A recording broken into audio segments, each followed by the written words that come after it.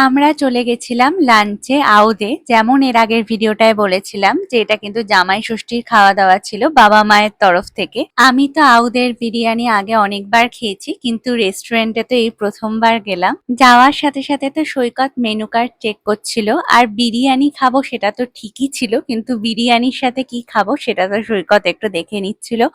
আর এই রেস্টুরেন্টের অ্যাম্বিয়েন্স এত সুন্দর, পুরো একটা রাজকীয় ব্যাপার ছিল।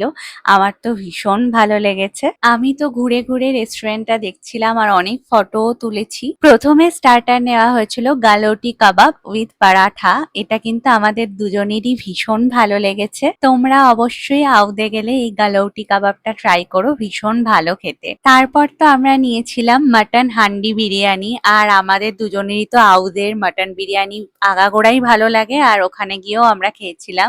আউদ তো বিরিয়ানির জন্যই ফেমাস। আমরা ডেজার্টে নিয়েছিলাম ম্যাঙ্গো কুলফি। রেস্টুরেন্ট থেকে বলা হয়েছিল এটা নাকি ওদের পপুলার ডিশ, একবার ট্রাই করার জন্য। কিন্তু সত্যি বলতে আমার আর সৈকতের একদমই ভালো লাগেনি, প্রাইস অনুযায়ী অ্যাভারেজ লেগেছে।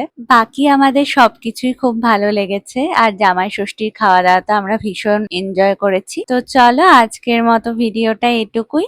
আজকের মতো টাটা।